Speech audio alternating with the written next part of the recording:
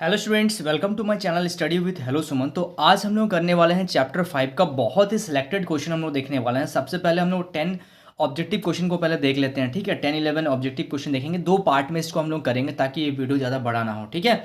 और बहुत इंपॉर्टेंट है, ठीक है, बहुत सिलेक्टेड क्वेश्चन आप लोगों के लिए मैं लेके आ रहा हूँ।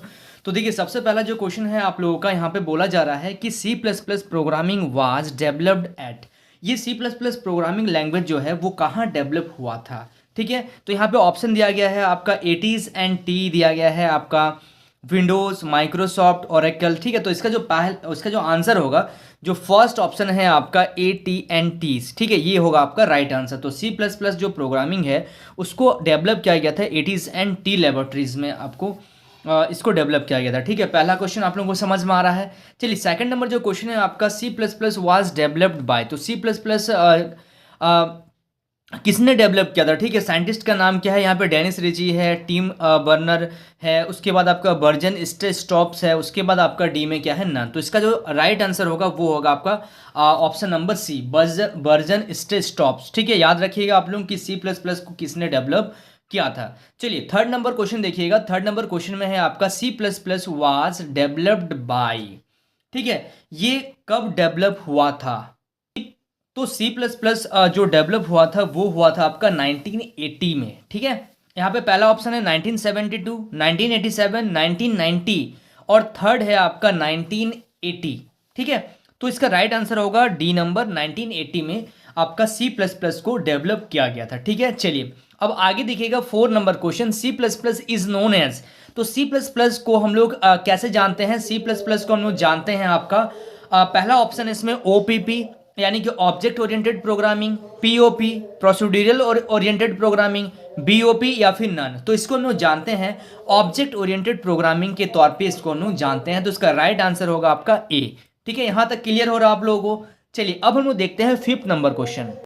देखिए, फिफ्थ नंबर क्वेश्चन को देखिएगा, the smallest individual unit in a program is known as. तो स्मॉलेस्ट इंडिविजुअल यूनिट जिसको हम लोग बोलते हैं क्या, पहला ऑप्शन है लिस्ट, दूसरा है टोकन, तीसरा है फंक्शन और चौथा है कीवर्ड।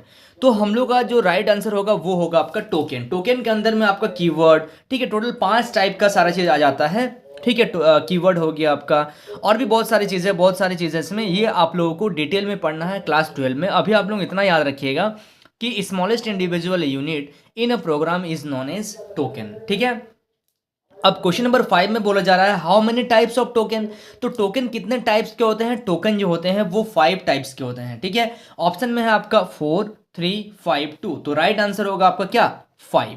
तो टोकन जो होते हैं वो कितने टाइप्स के होते हैं, 5 टाइप्स के होते हैं। चलिए, उसके बाद देखिएगा क्वेश्चन नंबर 7। क्वेश्चन नंबर 7 में क्या है आपका, keyword is a dash word. तो keyword is a dash word. सबसे पहला ऑप्शन है आपका रिजर्व, दूसरा है आपका रिकॉर्ड, तीसरा है आपका सॉरी ये है रिसीवर, ठीक है। पहला है आपका रिसीवर, दूसरा है रिकॉर्ड, तीसरा है आपका रिजर्व और चौथा है आपका नन। तो कीवर्ड होता है वो क्या होता है, एक रिजर्व वर्ड होता है, क्योंकि आप उसमें कुछ भी चेंज नहीं कर सकते। जैसे वॉइड हो गया, ठीक है, वॉइड मेन फंक्शन जो हम लोग स्टार्ट करते हैं, तो वॉइड जो हो गया, बहुत सारे कीवर्ड के बारे में आप जानेंगे, ठीक है। जब आप C++ प्रोग्रामिंग करेंगे तब आपको पता चलेगा कि कीवर्ड होते क्या है, और वो क्या होते हैं, रिजर्व होते हैं, पहले से प्री डिफाइन होते हैं, आप उसमें कुछ भी चेंज नहीं कर सकते हैं, ठीक है। चलिए, समझ में आ रहा है आप लोगों को। उसके बाद देखते हैं हम लोग क्वेश्चन नंबर 8। क्वेश्चन नंबर 8 में है कि आइडेंटिफायर अंडर स्टैंड सिंबल, ठीक है। तो अंडरस्टैंड सिंबल क्या होता है आपका, सबसे पहला ऑप्शन है आपका एडिशन, दूसरा हो गया अंडरस्कोर, तीसरा हो गया आपका कोलोन और चौथा हो गया आपका नन। तो इसका जो राइट आंसर होता है, क्योंकि जब भी आप आइडेंटिफाई करते हैं तो कैसे करते हैं, अंडरस्कोर। अंडरस्कोर मतलब क्या होता है, दो वर्ड के बीच में एक इस तरीके का जो साइन होता है उसको क्या बोला जाता है, अंडरस्कोर। ये क्या करता है, दो वर्ड को जोड़ने का काम करता है, ठीक है। समझ में आ रहा है आप लोगों को। चलिए, इसके बाद देखते हैं क्वेश्चन नंबर 9। देखिए, क्वेश्चन नंबर 9 को ध्यान से देखिएगा, वॉइड इज अ डैश। तो वॉइड क्या होता है, सबसे पहला ऑप्शन है आपका कीवर्ड, दूसरा है आपका आइडेंटिफाई, तीसरा है आपका लिटरल्स और चौथा है आपका ऑपरेटर्स। तो वॉइड जो होता है वो आपका क्या होता है, वॉइड एक कीवर्ड है जो कि जिसको हम लोग क्या बोलते हैं, रिजर्व वर्ड भी हम लोग इसको बोलते हैं, ठीक है। अभी आपने देखा क्वेश्चन नंबर 8 में। चलिए, क्वेश्चन नंबर 10 को ध्यान से देखिएगा, how many types of literals. तो लिटरल्स जो होते हैं वो कितने टाइप्स के होते हैं, ठीक है, तो how many types of literals, तो पहला ऑप्शन है आपका 3, दूसरा है आपका 4, तीसरा है आपका 5 और चौथा है आपका डी। तो लिटरल्स जो होते हैं वो 4 टाइप के होते हैं, ये आप लोग याद रखिएगा। ठीक है, लिटरल्स कितने टाइप के होते हैं? 4 टाइप के होते हैं। चलिए, which is use for display only decimal number, तो डेसिमल नंबर को डिस्प्ले करने के लिए, ठीक है, डेसिमल नंबर को डिस्प्ले करने के लिए हम लोग किस चीज़ का यूज़ करते हैं? तो डेसिमल नंबर को अगर आपको यूज़ करना है, डिस्प्ले करना है, तो ऑप्शन है सबसे पहले आपके सामने इंटीजर। इंट मतलब क्या होता है? इंटीजर। फ्लोट मतलब क्या होता है? आपका जो आप डेसिमल नंबर लेते हैं वो होता है।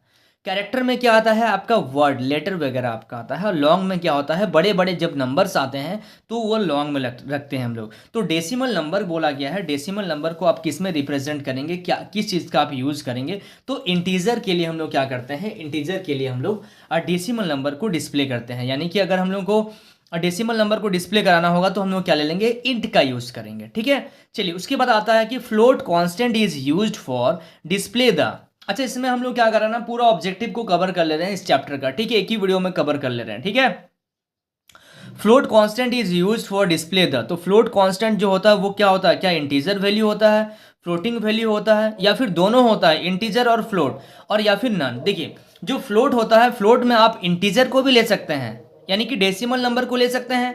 डेसिमल मतलब क्या होता है? आपका 0 से लेकर 9 तक नंबर आप यूज कर सकते हैं। ठीक है, और मेन देखिए डेसिमल को हम लोग क्या, अगर फ्लोट में आप बात करेंगे, फ्लोट में आप पॉइंट लीजिएगा, पॉइंट। ठीक है, पॉइंट को डेसिमल बोलते हैं, लेकिन आपने नंबर सिस्टम में पढ़ा होगा कि डेसिमल नंबर सिस्टम का मतलब ये नहीं होता है कि उसमें पॉइंट आए। डेसिमल मतलब होता है कि उसका बेस कितना होता है? 10 होता है। तो जब आप फ्लोट ले रहे हैं तो इसका मतलब ये है कि आप उसमें इंटीजर को भी ले सकते हैं। ठीक है, देखिएगा ध्यान से, आप उसमें इंटीजर को भी ले सकते हैं और आप उसमें फ्लोट को भी ले सकते हैं, तो इसमें कोई दिक्कत है नहीं। ठीक है, चलिए इसका राइट आंसर होगा आपका सी नंबर ऑप्शन।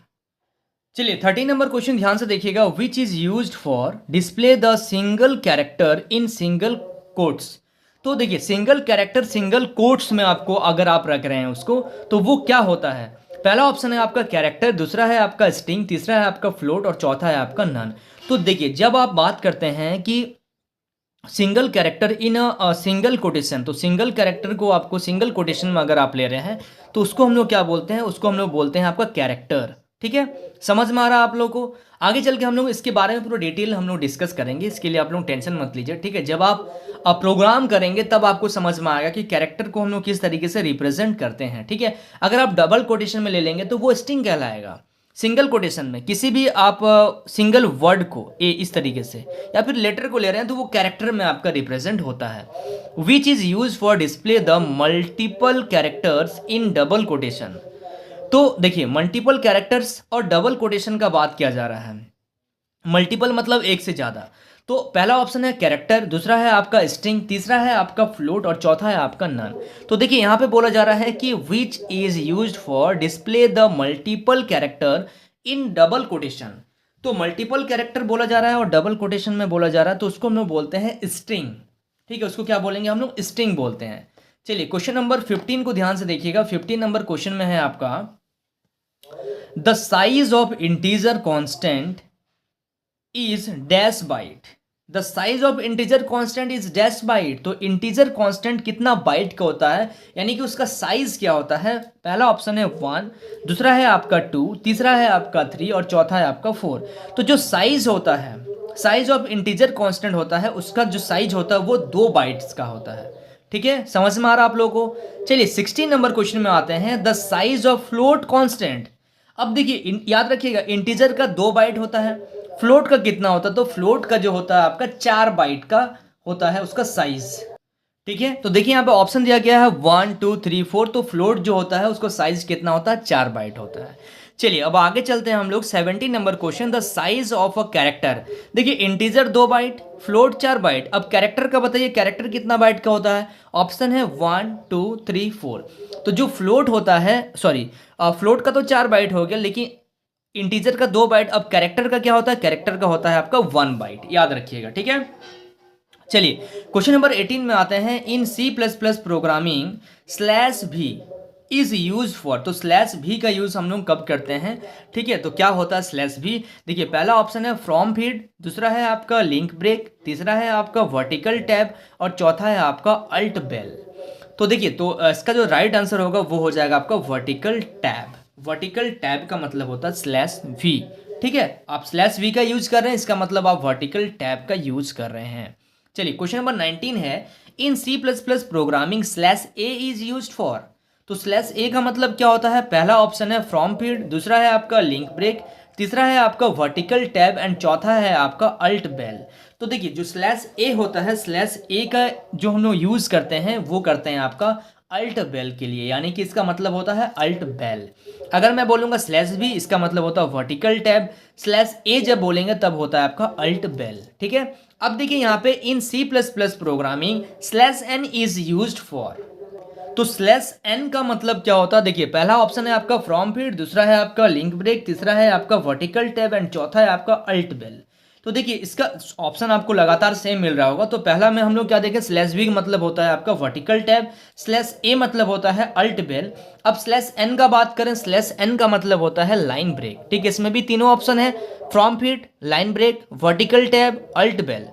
तो जो आपका 20 नंबर क्वेश्चन है, 20 नंबर क्वेश्चन में आपको मिलेगा लाइन ब्रेक, यानी कि स्लैश एन जो होता है वो क्या होता है, लाइन ब्रेक का काम करता है। चलिए और दो क्वेश्चन है फटाफट से हम लोग देख लेते हैं। 21 number, in C plus plus programming slash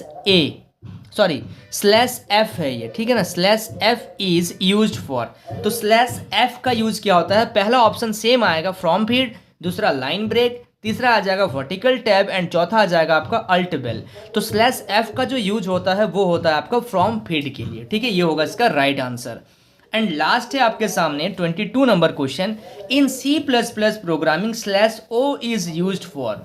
तो पहला ऑप्शन आपके सामने है form feed, line break, vertical tab और नल कैरेक्टर। तो इसका राइट आंसर होगा आपका नल कैरेक्टर, यानी कि स्लैश ओ, यानी कि स्लैश ओ मतलब ओ या जीरो आप बोल सकते हैं, स्लैश जीरो, ठीक है। ये क्या होता है आपका नल कैरेक्टर के लिए हम लोग इसको रिप्रेजेंट करते हैं, ठीक है। चलिए कोई दिक्कत नहीं, इसमें समझ में आ रहा आप लोगों को। चलिए आप लोग इसको नोट कर लीजिएगा और वीडियो पसंद आया तो वीडियो को लाइक कीजिए और अपने फ्रेंड के साथ भी शेयर कीजिए, क्योंकि ये एग्जाम के लिए बहुत इंपॉर्टेंट क्वेश्चन सब है, ठीक है। चलिए मिलते हैं नेक्स्ट वीडियो में, तब तक के लिए बाय।